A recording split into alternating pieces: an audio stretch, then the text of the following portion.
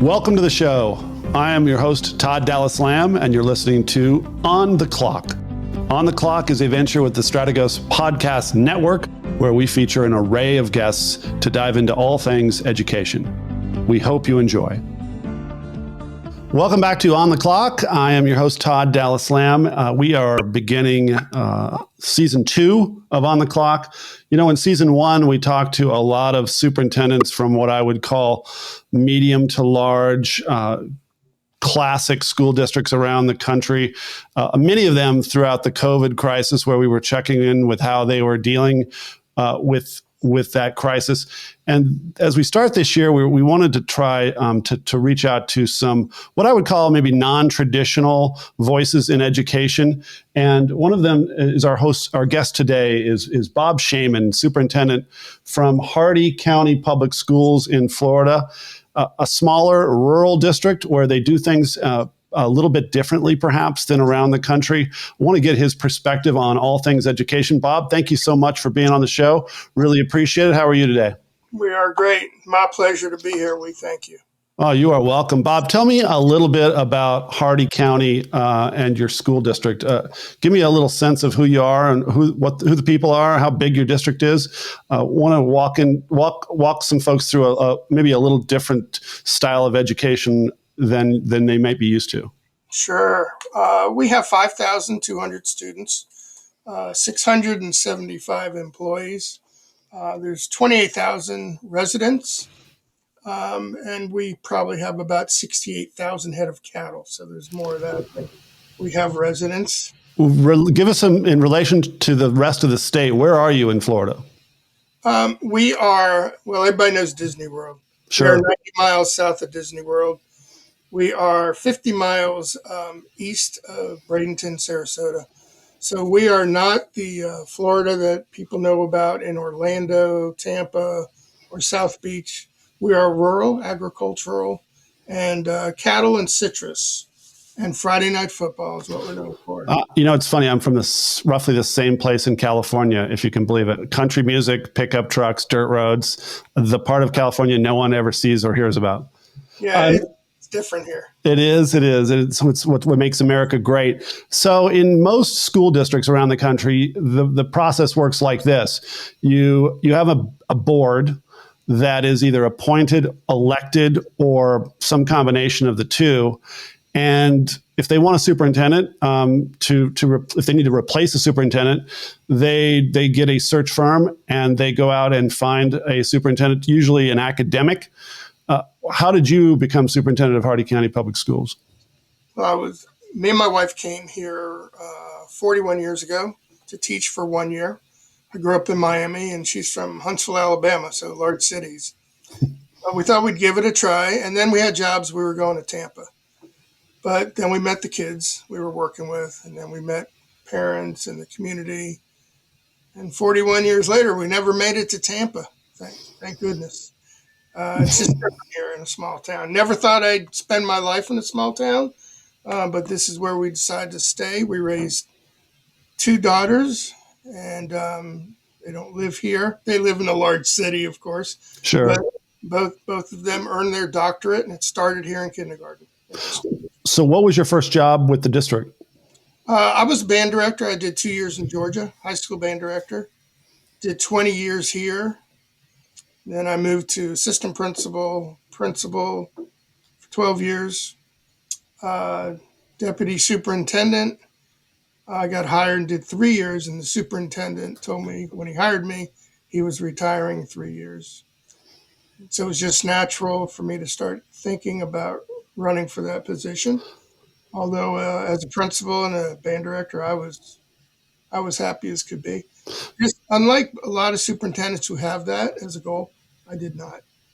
So the superintendent role in Hardee County is an elected position. I think you told me that there's only a couple of states maybe that still do that. One is Tennessee, one is your state of Florida, and even within those 2 states, it's still fairly rare.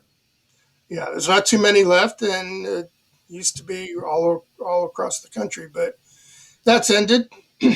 And we do have an elected school board of 5, but then I'm elected also. So my term lasts 4 years, and I'm in my second term. We are seeing a lot of education in the news now, where boards are having issues with all manner of politics with regards to parents who are now maybe paying a good bit more attention to their students, looking over their shoulders for those students that are doing virtual learning. Boards in education have become news now, and I wonder what it's like having a board that is elected right with you. You guys all probably see each other on the campaign trail. What do you think the difference is between your relationship with your board and the parents that they serve versus what you're seeing in the news? Well, 4 of the 5 board members, one was a teacher that me and my wife worked with. The other 4, either I taught, she taught, or we both taught. So when you have former students, they still feel like they're going to listen to you and Yep. they respect you, and if they've been in your program. So it's really family. And one of our current board members, her father was superintendent, and her sister was on the school board. But her father hired me and my wife when we first moved here. So we've known her forever. And you have that personal relationship, and it makes it a little bit different dealing with people on the board. There's a level of respect between us all. As an elected, I'm guessing you serve a 4-year term? Yes. And what term are you in now? I'm in my second term, second year just started. And do you have term limits? No.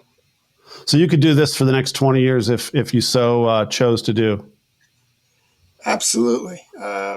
We'll see how long we go, but I'll know when I'm not making a difference here.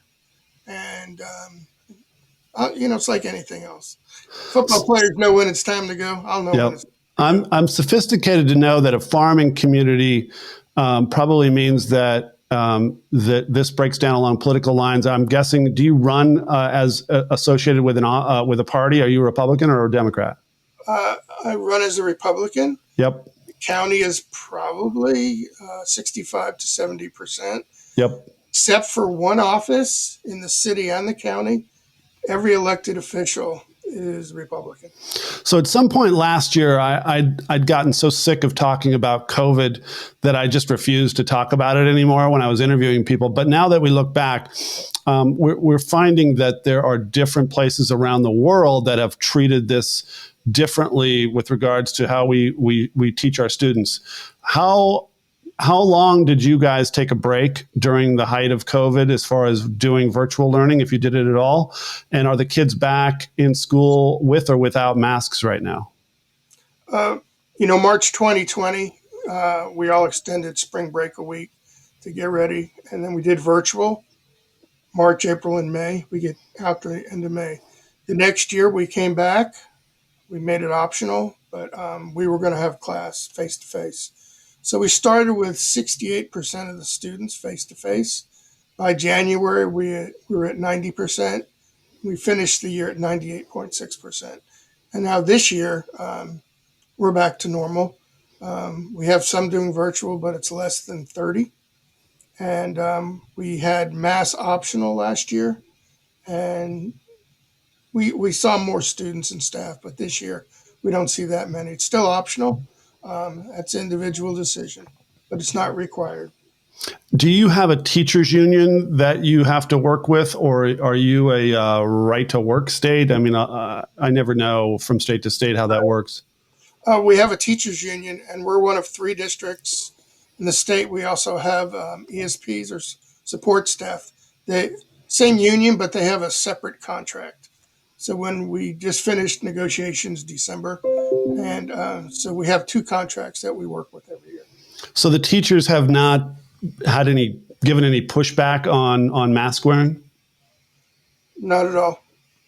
It's been, the first 3 months in 2020 we did. Everybody was required, and we did the misters, and we did everything we had to do.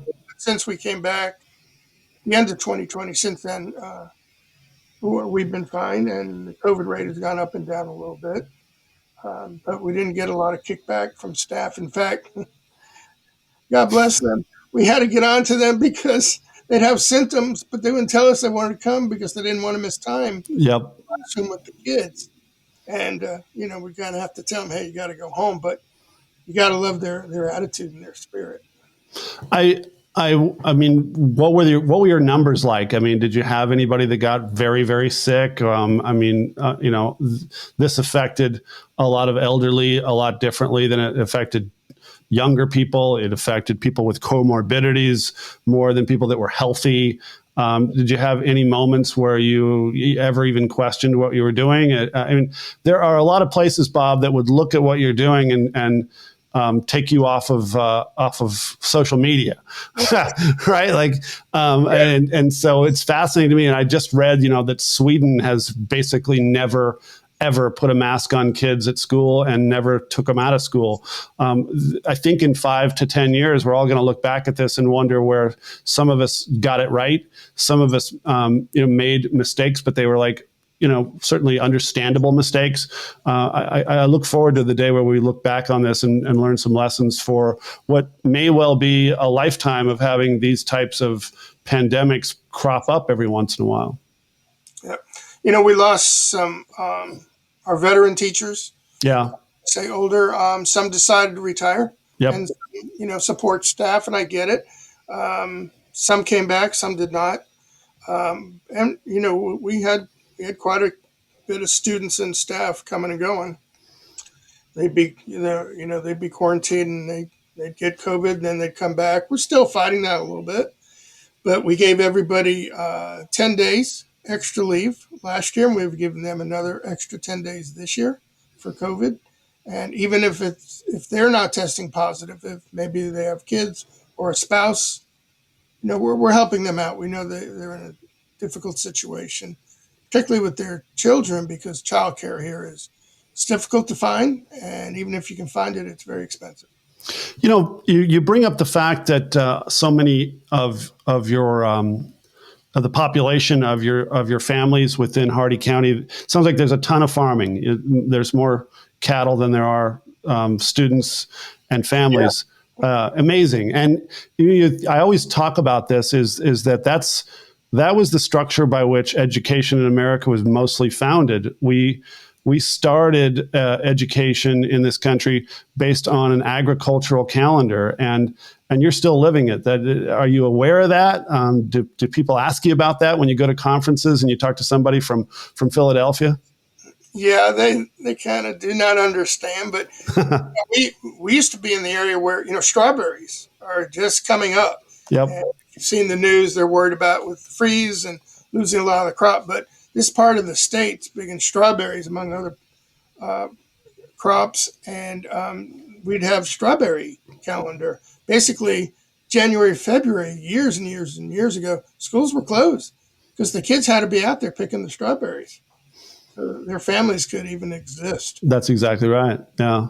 We have students now that they go out and work the cattle, and since it's been so cold the last 2 days, which is unusual, they got to run the pumps so the water's running to keep the plants insulated. So we have kids that get up at 3:30, 4 in the morning, and they have to work before they come to school. I've also had some migrant students. After school, we'd have band practice. After band practice, they'd have to go out with their parents and siblings and pick crops till midnight. Do their homework. A big topic right now is career and college readiness. What are you doing with regards to your curriculum that focuses your students on perhaps going back to the farm and being ready to run that from a much more sophisticated level than perhaps even their grandparents or their parents? Well, we encourage everybody to look at college as an option, and we're increasing those numbers.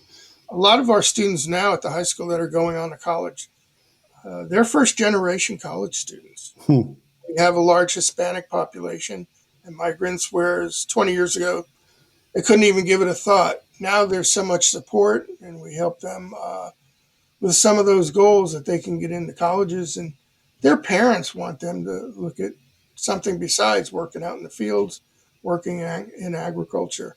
We've also expanded our CTE program quite a bit in the last 5 years. There's a lot of careers out there. The governor was here in town last week. He spoke and gave our local college a $500,000 donation for truck driver training. For instance, we have a lineman program for all the power companies, and you start as a lineman after you go through the program in 5 years, you're making $60,000-$70,000.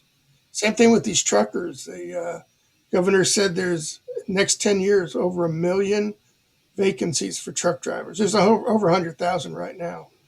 So those are options for our kids. But we also have a lot of them that they go on to four-year universities and they go to grad school. And we have a little bit of everything. I'm sure.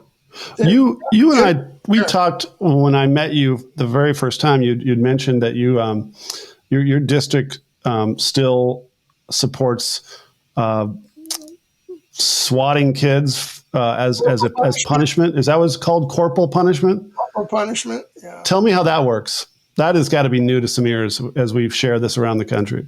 Well, when we hire some new teachers or we go to recruitment fairs up north, we talk about those things and they kind of laugh. They think we're kidding. We're not real proud of it, but it's an option. Yep. And, we don't force that. But after you've been to the principal's office 2 or 3 times, enough's enough. And so that is an option. We don't do it as much as we used to, but we will do it more in the elementary grades, but they'll do it at upper grades. And the parents, they want it. And they've asked me when I was a principal, Mr. Shayman, because we always give them an option, 2 licks or 2 days out. No, I'm working. You tear him up and tell him when he gets home he's getting it again. Superintendent at the time told me that he had parents request to come to my school because he knew we were going to take care of the problem, not talk about their feelings for 3 weeks. Try and, they know right from wrong, particularly the older ones. So, if a parent says, no, you're not going to do that, that's fine. We'll look at other punishments. But, I learned you paddle a kid once, they don't want to come back to you second time. I was speaking with a friend of mine at a large district here on the East Coast, 90,000 students. And he told me that one of the issues that they're seeing post-COVID after the kids came back is behavioral problems like they've never seen before. And I don't truly understand why that is. I have my guesses, but have you heard that around the country? Are you hearing that kids have come back with behavioral issues that weren't really seen and to nearly as much as prior to COVID? Well, I think if they had enough time off, at home it's not as structured. Yep, it is structured in the classroom, all classrooms. And there's requirements and there's expectations. And once you came back to us, nothing changes. Yep. We are dealing with the mental health issues and we have some more support. But you're still going to come to class on time. You're going to do the work. We don't want to hear a lot of excuses. And the kids need to know that too. On mental health, one of the statistics, and I just chatted about this on a recent podcast with the mental health director for Dallas ISD. And one of the numbers that as I was doing research for the show is that young girls' suicide rate is up 51% in the last 2 years.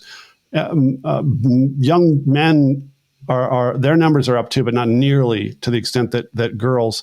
Anecdotally, do you have any theories on why the heck girls are engaging in destructive behavior like this so much more than boys? I really don't. And I saw the news, the former Miss Universe they found yesterday in New York City, jumped off from the 29th floor. Wow. I did not hear that. She was working on TV as a news reporter. And I really don't know, but my oldest daughter works in mental health, online mental health with youth and adolescents and families. And she has to deal with depression and suicides a lot, and it's increasing. In fact, that suicides is the leading killer now for 18 to 30-year-olds. So let's move over to maybe something slightly more positive, Bob. Okay. I'm fascinated how a music teacher went on into politics. Tell me a bit about music. What was your first instrument that lit the fire for you musically? I was 5 years old, started taking music lessons, playing percussion and the drums, and went all the way through school. By the time I got to high school, I was having 2 different lessons a week, Wow. involved in all the activities, and majored in music ed. And that was my passion, and it still is. Love working with kids, and I love music, and I put the two together and became a band director. And we had a great time here, great program. My kids worked their tails off. I had great support from the community and the administration, and I was living the dream. And but it was time for a new challenge. And as much as we accomplished, um, I was in a bit of a rut. And I always knew I wanted to be an elementary principal. And a few years later, I got that opportunity. And then one thing led to another, and here you are talking to me today. I see the football helmets in the background of your office. If folks who are listening are also watching, they'll see that as well. Football is such a passion in Florida. How's the football team in Hardee County? Oh, it's Friday night. Yeah. You can make a lot of money by just going to homes and busting in because everybody's at the stadium. It's just everybody goes, and it's a great tradition since I've been here. Most of the time, especially when I first got here, I mean, there'd be 7, 8, 10,000 people at the stadium, which seats about 5,000. So they're on the track, and every time I'd bring the band to an away game, we pull in, and we had more people than the home stands. Do you have one high school in your district? One high school. And so that's kind of a nice focus. And we were the first high school in Florida in 1921 to play a high school football game against a neighboring county, DeSoto County. So it's been now 100 years. Last year was the 100 years of the rivalry that we first started playing. In fact, the first 6 years, we used to play the University of Florida in football. Who's the most famous football player to come out of Hardee County? Zeke Mowat played for the New York Giants, was a tight end. He played at FSU. And when they won that Super Bowl in the 80s, he caught the first touchdown pass. That's incredible. Now, your thoughts on, I don't know anybody from Florida who likes football that doesn't have thoughts on these things right now. With college football, and by the way, I'm warning you, I'm about to interview former FSU President John Thrasher, and I'm going to ask him very similar questions. What do you think of college football right now with paying players through a name, image, and likeness? It seems like something that seems fair, but also gives me great concern at the same time as someone who loves college football, who didn't think it was all that broken, 10 years ago. And then also this aspect of the transfer portal where, kids, we just saw Joe Burrow last night on TV, buried in the depth chart at Ohio State, goes to LSU, wins a Heisman, and now he's the talk of the town. That seems fair too, but it takes away a little bit from that feeling that you had about college football, where these were your players and you had them for 4 years and they became sort of a family.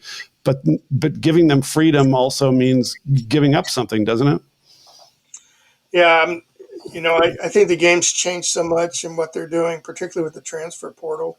It's not the game that it was, and it's gone from a team concept to a me concept.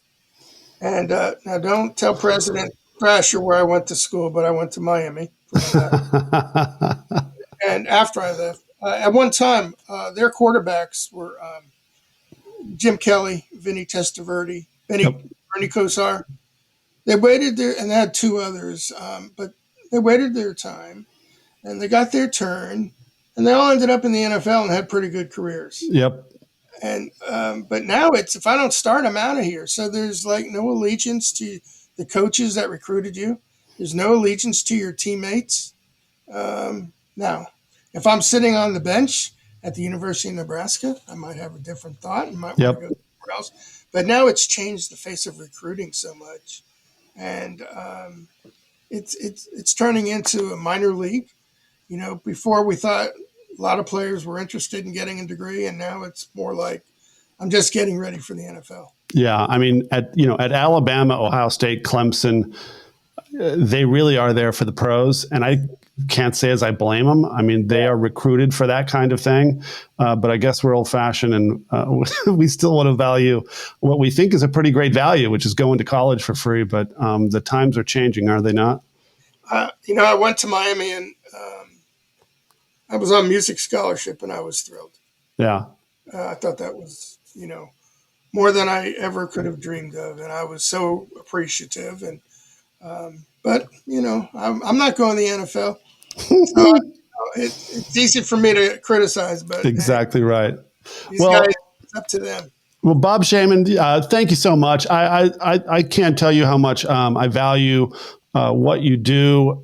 You are in a small, wonderful area of Florida that I think a lot of people fly over or drive by and don't get an appreciation of the family, the community that you serve. I particularly am just fascinated by the fact that you are elected by the people, and you have 15-minute board meetings. I'm sure there's some people that are listening to this that'll be quite jealous of just that fact alone. Thank you so much for being on the clock, and really appreciate it. I look forward to seeing you in person very soon, and take care. Thanks, Todd. We appreciate it. Thank you, Bob. If you want to learn more about the show, please visit www.strategosgroup.com. Please consider subscribing on your podcast streaming platform so you don't miss out on our next episode. And until next time, I'm Todd Dallas Lamb, signing off.